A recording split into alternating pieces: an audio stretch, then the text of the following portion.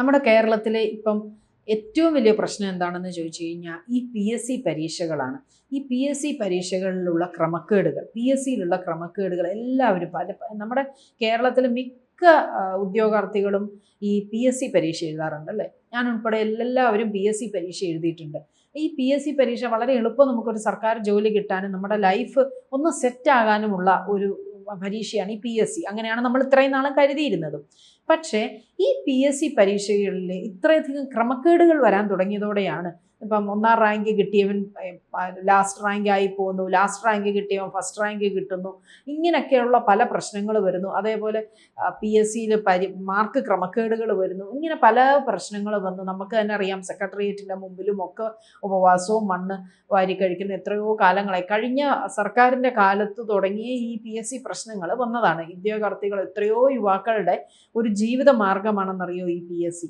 പക്ഷേ ഇങ്ങനെ ഈ പി എസ് സിയെ മുന്നോട്ട് കൊണ്ടുപോയി ഈ പി എസ് സിയിലുള്ള വിശ്വാസ്യത നമുക്ക് നഷ്ടപ്പെടുകയാണ് അല്ലേ. നമ്മൾ എത്രയോ പഠിക്കുന്ന കുട്ടികൾ പഠിച്ച് അത് ഒരു കോച്ചിങ് എടുത്ത് പഠിച്ച് പരീക്ഷ എഴുതുക എന്ന് പറഞ്ഞാൽ നല്ലൊരു ടാസ്ക് തന്നെയാണ്. അപ്പോൾ ഇതെല്ലാം പഠിച്ച് ഈ കുട്ടികൾ പഠിച്ച് പരീക്ഷ എഴുതി കഴിയുമ്പം അവർക്ക് അറിയുകയും ചെയ്യാം നല്ല മാർക്ക് കിട്ടും.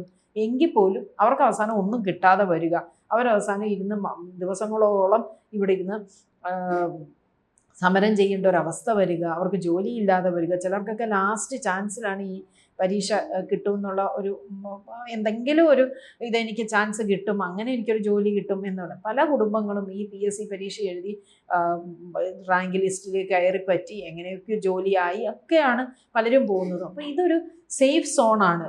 നമ്മളെ സംബന്ധിച്ചിടത്തോളം കേരളത്തിൽ സാധാരണ ജനങ്ങൾക്ക് ഒരു അത്താണിയാണ് ഈ പി എസ് സി പരീക്ഷകൾ. പക്ഷേ ഇങ്ങനെ പി എസ് സി പരീക്ഷ നടത്തിയിട്ട് കാര്യമുണ്ടോ എന്ന് ചോദിച്ചാൽ തീർച്ചയായിട്ടും എൻ്റെ അഭിപ്രായത്തിൽ ഇല്ല എന്ന് തന്നെയാണ് പറയേണ്ടത്. കാരണം ഇങ്ങനെ മുഴുവൻ ക്രമക്കേടുകളും മുഴുവൻ മാർക്ക് അഴിമതിയൊക്കെ പ്രശ്നങ്ങളാണ് ഇതിന്. കഴിഞ്ഞ സർക്കാരിൻ്റെ കാലത്ത് LDF സർക്കാരിൻ്റെ കാലത്താണ് ഈ പ്രശ്നങ്ങൾ മുഴുവൻ ഉണ്ടായത്. ഇപ്പോൾ അതിനെ തുടർന്ന് തന്നെ ആ പ്രശ്നങ്ങൾ പരിഹരിക്കാതെ തന്നെയാണ് ഇപ്പോഴും ഇങ്ങനെ പോകുന്നത് മുന്നോട്ട്. ഇപ്പം നമ്മുടെ ഗവർണർ രാജേന്ദ്ര അർലേക്കർ ഈ പി എസ് സി പിരിച്ചുവിടാൻ ഒരുങ്ങുന്നു എന്നൊരു വാർത്തയാണ് ഇപ്പോൾ പുതിയതായി വന്നിരിക്കുന്നത്. അതിന് അങ്ങനെ പെട്ടെന്ന് പിരിച്ചുവിടാൻ പറ്റില്ല. അതിന് ചില സങ്കീർണമായിട്ടുള്ള ഒരുപാട് കടമ്പകൾ കടക്കേണ്ടതായിട്ടുണ്ട്. ഈ പി എസ് സി എന്ന് പറഞ്ഞാൽ പബ്ലിക് സർവീസ് കമ്മീഷൻ, ഇതൊരു സ്വതന്ത്ര പരമാധികാര അംഗീകൃത സ്ഥാപനമാണ്, സ്വന്തം പരമാധികാരമുള്ള ഒരു സ്ഥാപനമാണ്. അപ്പം ഈ ഒരു സ്ഥാപനത്തിൽ ചെയർമാൻ ഉണ്ട്, പിന്നെ ഇവിടെ ഒരുപാട് എംപ്ലോയീസ് ഉണ്ട്, അതിൻ്റെ സെക്രട്ടറി ഉണ്ട്, അങ്ങനെ ഒരുപാട് പി എസ് സിക്ക് ഒരുപാട് അതിൻ്റെ ഓരോ വകുപ്പിലും ഓരോ സ്ഥാനത്തും ഇരിക്കുന്ന ഒരുപാട് ഉദ്യോഗസ്ഥന്മാരുണ്ട്. അപ്പം ഇവിടെ സംഭവിക്കുന്നത് എങ്ങനെയാണെന്ന് വെച്ച് കഴിഞ്ഞാൽ, ഇത് കഴിഞ്ഞ സർക്കാരിൻ്റെ കാലത്ത് ഇത് മിക്കവരും ഈ CPI ആ ഒരു LDF അനുഭാവമുള്ളവർ തന്നെയായിരിക്കും ഈ പി എസ് സിയിലൊക്കെ വന്നിരിക്കുന്നവരും. അത് ഏകദേശം അങ്ങനെയൊക്കെ തന്നെയായിരിക്കും. അപ്പം ഈ കഴിഞ്ഞ സർക്കാരിൻ്റെ കാലത്ത് ഈ കയറി അധികാരത്തിൽ വന്നവരാണ്, ഈ പി എസ് സിയിൽ ജോയിൻ ചെയ്തവരാണ് ഈ ഇങ്ങനെയുള്ളവരെല്ലാം. അപ്പം ഇവരെ ഒന്നും ഇതുവരെ അത് പിരിച്ചു വിട്ടിട്ടൊന്നുമില്ല. അപ്പം ആ ഉദ്യോഗസ്ഥന്മാരെയൊക്കെ ഈ ഗവർണർ വിചാരിച്ചാൽ സസ്പെൻഡ് ചെയ്യാൻ പറ്റും, പക്ഷെ പെട്ടെന്ന് പിരിച്ചുവിടാൻ പറ്റില്ല. അപ്പോൾ ഗവർണർ ഈ പി എസ് സിയുടെ അഴിമതിയും ഇതിൻ്റെ പ്രശ്നങ്ങളും എല്ലാം രാഷ്ട്രപതിക്കാണ് കൊടുക്കേണ്ടത്. അപ്പം രാഷ്ട്രപതിയാണ് അതിൻ്റേതായിട്ടുള്ള പി എസ് സിയുടെ കാര്യങ്ങൾ എന്തൊക്കെയാണ്, അതിൻ്റെ പ്രശ്നങ്ങൾ എന്തൊക്കെയാണ്, എന്തുകൊണ്ടാണ് ഈ അഴിമതി നടത്തുന്നത്, ഏതാണ്ട് ഒരേ ഒരു കേസ് മാത്രമേ ഈ ക്രൈംബ്രാഞ്ച് അന്വേഷിച്ചുള്ളൂ. ബാക്കി അത്രയും കേസുകൾ വന്നത് ഇതുവരെ ഒരു അന്വേഷണത്തിന് മുതിർന്നിട്ടില്ല. അങ്ങനെയുള്ള കാര്യങ്ങളെല്ലാം കൂടി, അതിൻ്റെ പ്രശ്നങ്ങളെല്ലാം കൂടി തന്നെ എല്ലാം കൂടി ഈ രാഷ്ട്രപതി എന്ത് ചെയ്യണമെന്ന് വെച്ചാൽ രാഷ്ട്രപതി സുപ്രീം കോടതിക്ക് കൈമാറും. അങ്ങനെ സുപ്രീം കോടതിയാണ് ഇതൊരു തീരുമാനം എടുക്കുന്നത്. സുപ്രീം കോടതി ഇത് ഒരു കമ്മീഷനെ നിയോഗിച്ച് ആ കമ്മീഷനാണ് ഇതിനെക്കുറിച്ച് കംപ്ലീറ്റ് പി എസ് സിയുടെ ഉള്ളിൽ നടക്കുന്ന കാര്യങ്ങൾ എന്തൊക്കെയാണെന്ന് അന്വേഷിച്ച് അതിൻ്റെ കമ്മീഷനെ വെച്ച് ആ കമ്മീഷൻ്റെ അവരാണ് ഇത് അന്വേഷിക്കുന്നത്. അങ്ങനെ അന്വേഷിച്ച് അതിനൊരു വ്യക്തമായിട്ടുള്ളൊരു ഉത്തരം കിട്ടിക്കഴിഞ്ഞു കഴിഞ്ഞാൽ ഈ പി എസ് സിയിൽ അഴിമതിയാണ് നടക്കുന്നതെങ്കിൽ രാഷ്ട്രപതിക്ക് ഈ പി എസ് സി പിരിച്ചുവിടാൻ പറ്റും.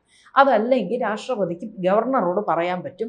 ഈ പി എസ് സി ഗവർണർക്ക് രാഷ്ട്രപതി അധികാരം കൊടുത്തു കഴിഞ്ഞു കഴിഞ്ഞാൽ അങ്ങനെ ചെയ്യാനും പറ്റും. പക്ഷേ ഇപ്പോൾ ഗവർണർക്ക് ഇപ്പോൾ ചെയ്യാൻ പറ്റുന്ന കാര്യം ഇതിലെ ചെയർമാനെയും സെക്രട്ടറിയും ഒക്കെ സസ്പെൻഡ് ചെയ്യാൻ പറ്റുന്ന ഒരു അത് ഗവർണർക്ക് ചെയ്യാൻ പറ്റുന്ന കാര്യമാണ്. അപ്പം മിക്കവാറും ഇപ്പം ഇങ്ങനെ ഒരു ന്യൂസ് വന്ന സ്ഥിതിക്ക് തീർച്ചയായിട്ടും ഈ PSC ഒന്ന് റീക്രിയേറ്റ് ചെയ്യാനുള്ള ഒരു നടപടി വരുമെന്നാണ് തോന്നുന്നത്. കാര്യം ഇത് പഴയ പോലെ തന്നെ ഇതേ തരത്തിൽ ഈ PSC മുന്നോട്ട് പോയി കഴിഞ്ഞു കഴിഞ്ഞാൽ വീണ്ടും ഇതുപോലെ ലക്ഷക്കണക്കിന് കുട്ടികളാണ് ഈ പരീക്ഷ എഴുതുന്നത്. അവർക്ക് അവസാനം അത് അർഹതയുള്ളവർക്ക് ജോലി കിട്ടാതെ വരുന്നു. അങ്ങനെയൊക്കെ ഒരുപാട് പ്രശ്നങ്ങൾ ഇതിനകത്ത് ഇനിയും അഭിമുഖീകരിക്കേണ്ടതായിട്ട് വരുന്ന ഒരു സന്ദർഭമാണ്. അതുകൊണ്ട് തന്നെ ഇതിനെ ഒന്ന് അഴിച്ചുപണി നടത്തേണ്ടത് അത്യാവശ്യമാണ്. തീർച്ചയായിട്ടും ഗവർണർ അതിന് നമ്മുടെ ഇപ്പോഴത്തെ രാജേന്ദ്ര അർലേക്കർ എന്ന് പറഞ്ഞു കഴിഞ്ഞാൽ അദ്ദേഹം വളരെ കറക്റ്റായിട്ടുള്ള അസസ്മെൻറ്റും കറക്റ്റായിട്ട് അതിനെ എല്ലാം ഇവാലുവേറ്റ് ചെയ്യുന്നവരുമായി വ്യക്തി ആയതുകൊണ്ട് തന്നെ അദ്ദേഹം ഇതിനെക്കുറിച്ച് കൂടുതൽ അന്വേഷിക്കുകയും ഇതിലെന്തെങ്കിലും ഈ കേസുകൾ ഇതുവരെ ഉള്ള ഇത്രയധികം കേസുകൾ ഇതിനെക്കുറിച്ച് ഈ PSCക്കെതിരെ വന്നിട്ടും ഒരൊറ്റ കേസ് പോലും ഇതുവരെ ഒറ്റ കേസ് മാത്രമാണ് തീർപ്പായിട്ടുള്ളത്. ബാക്കി ഒരു കേസും ഇതുവരെ തീർപ്പായിട്ടുമില്ല. അപ്പോൾ എന്താണ് ഇവിടെ നടക്കുന്ന യഥാർത്ഥ പ്രശ്നങ്ങൾ? എന്താണ് ഈ കമ്മീഷനകത്ത് ഇത്രയധികം പ്രശ്നങ്ങൾ വരുന്നത്? എന്തിനാണ് ഈ കുട്ടികളുടെ ഭാവിയെ വെച്ച് ഇങ്ങനെ കളിക്കുന്നത്? അങ്ങനെ നൂറ് കാര്യങ്ങൾ ഗവർണർക്ക് തന്നെ അന്വേഷിച്ചറിയേണ്ടതായിട്ടുണ്ട്. എന്നിട്ട് മാത്രമേ അദ്ദേഹം അത് രാഷ്ട്രപതിക്ക് കൈമാറുള്ളൂ. ഇത്രയധികം പ്രശ്നങ്ങളുള്ള ഈ ഒരു പരമാധികാര സ്ഥാപനം എന്ന് നമ്മൾ ഒരു അംഗീകൃത പരമാധികാര സ്ഥാപനമാണിത്. അപ്പോൾ ഇതിനെ രാഷ്ട്രപതിക്ക് കൈമാറുള്ളൂ. എന്നിട്ടാണ് രാഷ്ട്രപതി അത് സുപ്രീം കോടതിക്ക് ഇതിൻ്റെ മതിയായ തെളിവുകളും അങ്ങനത്തെ ഉള്ള കാര്യങ്ങളും എല്ലാം വെച്ച് സുപ്രീം കോടതിക്ക് ഇത് കൊടുക്കുന്നു. സുപ്രീം കോടതി ഇതൊരു കമ്മീഷനെ വെച്ചിട്ടാണ് ഇത് മുഴുവൻ അന്വേഷിക്കുന്നത്. ഇങ്ങനെ അന്വേഷിക്കുന്നത് അതാണ് അതിൻ്റെ ഒരു വലിയൊരു സങ്കീർണമായ ഒരു പ്രോസസ്സാണ്.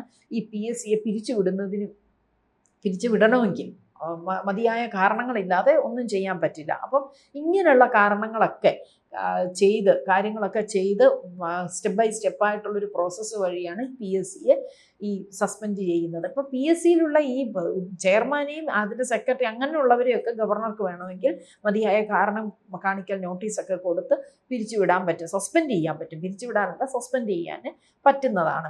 അപ്പം ഇങ്ങനെയാണ് ഈ ഒരു പ്രോസസ്സ് പോകുന്നത്. പക്ഷേ ഒരു കണക്കിന് നമ്മൾ നോക്കിക്കഴിയുമ്പം ഈ PSC എന്ന് പറയുമ്പം എത്രയോ ഉദ്യോഗാർത്ഥികളുടെ പ്രതീക്ഷയാണ്. അവരുടെ ജീവിതം കരുപ്പിടിപ്പിക്കാനുള്ള ഒരു കാര്യമാണ് ഈ PSC പരീക്ഷ. അപ്പം അത് മര്യാദയ്ക്ക് നമുക്കിപ്പോൾ ഏത് പരീക്ഷയാണെങ്കിലും നമുക്ക് LD ക്ലർക്ക് അങ്ങനത്തെ ഉള്ള ഇഷ്ടംപോലെ പോസ്റ്റുകളുണ്ടല്ലോ. നമുക്ക് തന്നെ അറിയാം, പഞ്ചായത്തിൽ, കോർപ്പറേഷൻ, ഇങ്ങനത്തെ ഒരുപാട് പോസ്റ്റുകൾ ഇതിനകത്ത് വരുന്നുണ്ട്.